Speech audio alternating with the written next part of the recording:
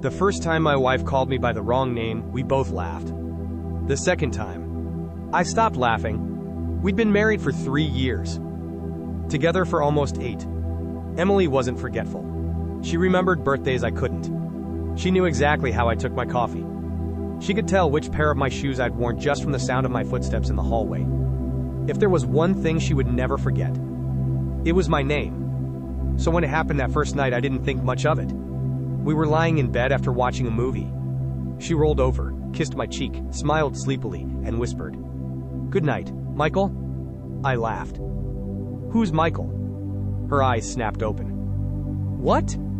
You just called me Michael." For a second, she looked genuinely confused. Then she covered her face and groaned. "Oh my God. I'm so sorry. I have no idea why I said that." I couldn't help smiling. "It's fine." "You sure?" "Yeah. I've been working 12-hour shifts all week. My brain's fried." She laughed. "So, you're not secretly Michael?" I pulled her closer. "I've been meaning to tell you." She hit my arm. We both laughed. And that was the end of it. Or at least, I thought it was. A week later, we were grocery shopping. Emily was reading our shopping list while I pushed the cart. Without looking up, she said, "Michael, can you grab the cereal?" I froze. She kept walking. I didn't move. She looked back. "What are you doing?" "You did it again." "Did what?" "You called me Michael." The color drained from her face. She blinked several times. I didn't even notice. Neither of us said another word until we got back to the car. Finally, she sighed. "I'm sorry. I honestly don't know why this keeps happening. It's happened twice." "I know." "Who's Michael?" She frowned. "I don't know." "You don't know?" She laughed nervously. "I mean, I don't know any Michael." That answer felt strange. Not suspicious. Just strange. Because if I accidentally called my wife by another woman's name, I'd immediately know where it came from. An old coworker. A cousin. Someone. But she acted like the name meant absolutely nothing. That night I couldn't sleep. Not because I thought she was cheating. Honestly, that wasn't even my first thought. It just bothered me. The way she reacted felt real. She hadn't looked guilty. She'd looked confused. Almost frightened, like she'd surprised herself. The next morning I forgot about it. Life moved on. Work. Gym. Dinner. Netflix. Normal. Then, 3 days later, it happened again. This time in front of other people. We were having dinner with her parents. Everything was normal. Her dad was complaining about golf. Her mom was talking about retirement. Emily got up to refill everyone's drinks. As she walked past me, she smiled. "Michael, could you pass me your glass?" Silence. Complete silence. Emily froze. Her mother dropped her fork. Her father stared at his plate. No one said anything. Not one word. Emily slowly looked at me. She couldn't finish the sentence. Instead, she whispered, "I'm sorry." Again. But this time, something felt different. I looked at her parents. Neither of them looked surprised. They looked uncomfortable, as if they'd heard that name before. Her mom quickly forced a smile. "So, who wants dessert?" The subject changed immediately. Too quickly. Everyone played along. Except me. On the drive home, I couldn't stay quiet anymore. "What was that?" Emily stared out the passenger window. "I already apologized. I'm not talking about that. I'm talking about your parents." "What about them?" "They looked like they knew exactly who Michael was." "They didn't. You didn't even look at them." She didn't answer. I tried again. "Emily." I said they didn't. Her voice was sharper now. The conversation ended there. But my mind wouldn't let it go. The next afternoon, I stopped by her parents' house. Emily was still at work. Her dad answered the door. "Daniel, everything okay? Can I ask you something?" He nodded. Sure. I took a breath. Who is Michael? The smile disappeared from his face. Not slowly. Instantly. He looked over his shoulder into the house. Then back at me. You should go home. What? You heard me. I just asked a question? I know. And? He stepped outside and quietly closed the front door behind him. I can't answer that. Why not? Because... He stopped himself. Then shook his head. No. It's not my place. I stared at him. If my wife keeps calling me another man's name, don't you think it became my place? He looked genuinely torn. For a second, I thought he was going to tell me. Instead, he quietly said, Ask Emily. I did. And? She says she doesn't know anyone named Michael. He closed his eyes, then muttered something so quietly I almost missed it. She said that? What does that mean? He looked at me with an expression I'd never seen before. Not anger. Not guilt. Pity. Then he said the sentence that made my stomach drop. Daniel, if she told you she doesn't know who Michael is. He paused. Then something is very, very wrong. I drove home with one thought repeating in my head. If she doesn't know who Michael is, then something is very, very wrong. Those words wouldn't leave me alone. Not because they proved she was lying, but because her father hadn't sounded angry. He'd sounded scared. Emily got home around 7. She smiled the second she walked through the door. Hey! I smiled back. Or at least I tried to. She kissed me. Everything okay? I looked into her eyes. I stopped by your parents' house today. Her smile faded. You, what? I talked to your dad. She put her purse down much slower than usual. What did he say? I asked him who Michael was. She froze. Completely. Her face went pale. What? What did he tell you? He said I should ask you. She looked down. For several seconds she didn't move. Finally, she whispered, I don't know anyone named Michael. Exactly the same answer. Word for word. Not, I already told you. Not, stop asking. The exact same sentence.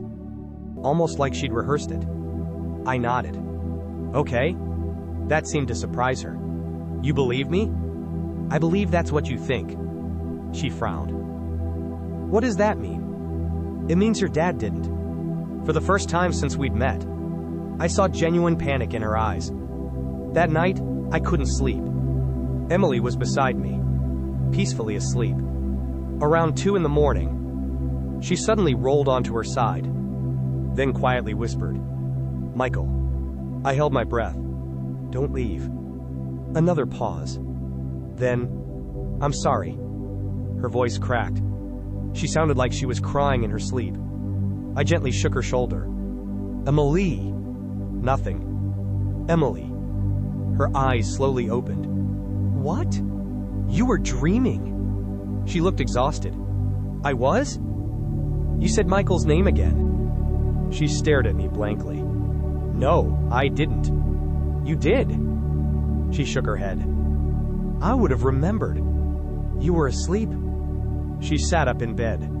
I don't remember dreaming. You were talking. No. Emily. I said no. Her voice suddenly became defensive. I don't know why you're trying to convince me I said something I don't even remember. I stayed quiet. There was no point arguing. But one thing bothered me more than anything else. She didn't ask what she'd said. Most people would. Instead, she only cared about denying it. The next morning I went to work. I couldn't focus. Around lunchtime my phone buzzed. It was my mother-in-law. That alone was unusual. She almost never called me directly. Daniel. Her voice sounded nervous. Can we meet? Is everything okay? No. When? Today. Please. We met at a small park near her house. She looked exhausted, like she hadn't slept. She sat down beside me on a bench. For almost a minute. Neither of us spoke. Finally, she said, I think you deserve to know the truth. I leaned forward. So tell me. She took a deep breath. Then, nothing. She couldn't do it. Tears filled her eyes. I'm sorry. I promised her. Promised who? Emily. To never talk about Michael. There it was again. That name. The one nobody wanted to explain. Why? She wiped away a tear. Because every time someone brings him up, she falls apart. I frowned. So she does know him. She looked shocked. What? You just said, She stopped herself, then covered her mouth. She'd realized what she'd done. I quietly asked, Who was he? She looked at me. For a second, I thought she was finally going to answer. Instead, she stood up. I can't. You already started. I know. Please. I'm sorry. She turned and walked away, leaving me alone on the bench. That evening, I searched every old photo Emily had ever posted online. Facebook, Instagram, old vacation albums, college pictures. Nothing. No Michael. No tags. No comments. It was like the name had been erased from existence. Then I found something strange. An old family photo from almost 10 years ago. There were 5 people standing together. Emily, her parents, a little girl I'd never met, and one person had clearly been cut out of the picture. Not cropped. Removed. Professionally. Like someone had edited them out. I zoomed in. You could still see part of a man's shoulder, and half of a hand resting on Emily's shoulder. Someone had gone through the effort of erasing him. Why? I printed the picture the next morning. After work, I drove back to her parents' house. This time, her father opened the door before I even knocked. He saw the photo in my hand. His face immediately fell. You found it. I held up the picture. Who was standing here? He closed his eyes. For several long seconds. Neither of us spoke. Finally, he quietly answered. His name was Michael. I swallowed. Who was he? He looked directly at me, his eyes filled with tears. Then he said something I never expected. He wasn't her ex. He was her brother. My mind went completely blank.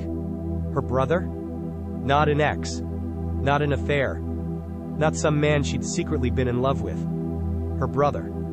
I looked back at the old photo. The missing shoulder. The missing hand. The space where someone had been carefully erased. Why would anyone remove him from every picture? Her father didn't answer immediately. Instead, he walked past me and sat down on the front steps. He suddenly looked 10 years older. He died. I stayed quiet. He was 24. Emily had been 19. It happened 11 years ago. I sat beside him. What happened? He stared at the driveway. He was driving home after visiting Emily at college. A drunk driver crossed the center line. There wasn't much left of the car. His voice cracked. We buried our son 4 days later. I didn't know what to say. I'm sorry. He nodded. We all thought we'd eventually heal. He laughed bitterly. We were wrong. What does that have to do with her calling me Michael? He looked at me for a long time. Everything. He rubbed his hands together. Michael practically raised Emily. Our work schedules were terrible. He picked her up from school. He helped with homework. He scared away the boys she dated. He was her favorite person in the world. I could picture it. The way he described them. They weren't just siblings. They were inseparable. When he died, she changed. She stopped talking. Stopped sleeping. Stopped eating. For months, we thought we were going to lose her too. I remembered Emily telling me years ago that losing someone changes you forever. She'd never said who she'd lost. But why doesn't she tell people about him? His face filled with regret. Because we made a terrible mistake. I frowned. What do you mean? The therapist suggested removing constant reminders. Photos. His room. His clothes. Anything that reopened the wound. So, we packed everything away. I looked back at the edited family photo.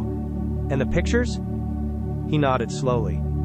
Emily couldn't bear seeing him, so she started deleting him. One picture became 10. 10 became 100. Eventually, it was as if he'd never existed. I felt a chill run through me. That's not healing. No, it wasn't. It was surviving. So why is she saying his name now? His father sighed. Because she's finally remembering. I stared at him. What? The psychologist warned us this could happen. When someone suppresses grief instead of processing it, it doesn't disappear. It waits. I thought back over the last year. Emily had been forgetting little things, losing sleep, getting headaches, staring at old family albums without saying anything. I always assumed it was work stress. Maybe. It never was. That evening I came home earlier than usual. Emily was sitting alone in the living room. She wasn't watching television. She wasn't reading. She was simply staring at the blank wall. She didn't even notice me walk in. I quietly sat beside her. After almost a minute, she finally whispered, "I know you talked to my dad." I nodded. "He told you?" "Yes." She closed her eyes. I was hoping he wouldn't. Another long silence. Then she said something that broke my heart. I remember his face now. I looked at her. "What?" For years, I couldn't. She started crying. I tried so hard not to think about him. I deleted every picture. I stopped saying his name. I even told myself he wasn't real anymore. Her breathing became shaky. But lately, I keep dreaming about him. And every time I wake up, I see you. She looked at me with tears running down her face. And for 1 second, my brain thinks you're him. Everything suddenly made sense. Not because we looked alike. We didn't. It wasn't logic. It was grief. The kind grief that rewires memories. The kind that doesn't ask permission. "I'm so sorry." She kept repeating it. "I never wanted to hurt you." I honestly didn't know I was saying it. I thought I was losing my mind. I took her hand. "Why didn't you tell me?" She laughed through her tears. "How do you tell your husband that you spent years pretending your own brother never existed?" I didn't have an answer, because there wasn't one. Over the next few months, Emily started therapy again. Not because she was broken, because she was finally ready to grieve instead of hiding. One Saturday, she asked me to drive somewhere. We ended up at a cemetery. She stopped in front of a headstone. Michael Carter, 1994 to 2018. She knelt down, placed fresh flowers on the grass, then smiled for the first time all day. "I've avoided coming here for almost 10 years. She looked up at me. "I thought forgetting him would hurt less." She shook her head. "It only made me lose him twice." I squeezed her hand. We stood there together in silence. After a while, she laughed softly. "You know." "What?" "He would have liked you." I smiled. "You think?" "He definitely would have threatened you first." I laughed. "That sounds about right." It's been almost 2 years since that date. Emily has never called me Michael again.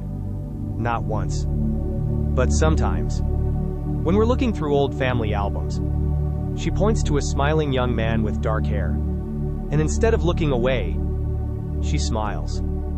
Then she tells me another story about her brother. The brother she spent years trying to forget. And finally, allowed herself to remember.